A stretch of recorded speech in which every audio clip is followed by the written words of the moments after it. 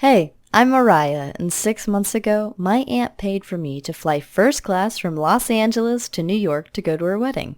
Well, you'll never guess who I sat next to on the plane. It was...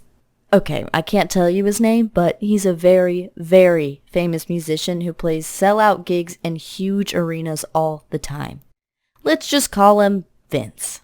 When I first saw him, I was totally starstruck, but I knew I had to ask him for a selfie. Otherwise, none of my friends would believe I'd met him. When I went over, Vince was super nice. He gave me a big hug and said, "Hey, how are you?" We got to talking and I forgot all about the selfie because we were getting on so well. When I had to go back to my seat at the end of the flight, he asked for my number and said we should hang out once we were both back in LA. Of course, as soon as I left the plane, I immediately texted all my friends about meeting Vince and how he wanted to see me again. But none of them believed me without a photo. It was so upsetting. My aunt's wedding was really lovely, but all I could think about was Vince. So I got home, I texted him and said, "Hey, do you remember me? I'm that awkward girl you met on the plane to New York." I couldn't believe it when he wrote back. He said, "Of course I remember you. You should come to my concert tonight. I'll put you on the list for a VIP ticket." It was like a dream. Vince, a world-famous pop star, wanted to see me again. The concert was great, and I went to the VIP area afterwards. He came straight over to me. We talked for hours. It was like we'd known each other forever. Later, we drove to his house in Bel Air, and that's when things got crazy. He had a private chef cook for us, even though it was really late. The food tasted amazing, but Vince didn't like it. He threw his plate against the wall and screamed at the chef for at least 10 minutes. I won't lie, I was shocked.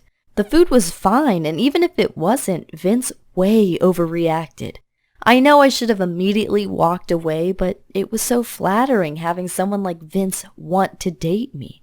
So I kept seeing him. It was a crazy time, alright? Vince was like two different people. He could be so sweet and loving, but then something stupid would set him off and he'd fly into a rage. I'll never forget the time he called me into the stage in the middle of a gig so he could sing a love song to me. He introduced me to the audience as his girlfriend, said how much he loved me. It was so romantic. But after the show was over, he yelled at me because I didn't smile enough during the song. He said he'd written it specially for me, but I found out later he didn't write any of his songs. He had a team of songwriters working for him. It was hard to walk away though. He was so attractive, especially when he was on stage with all those girls screaming his name. It's hard to describe, but when everyone wants your boyfriend, you feel like the luckiest girl alive. In the end, he took things too far, and I finally left him. I saw him do things I can't tell you about on YouTube because they're so violent that this video would be demonetized. But I knew I couldn't stay with him because I don't want anyone to treat me like that. If you start dating someone famous, remember, they're only humans like anyone else. After all the time I spent with Vince, I can tell you that being a pop star is quite an easy job that doesn't require any discipline or superhuman abilities. All you do is get drunk or high and sing songs someone else wrote. Vince spent more time partying than he did working.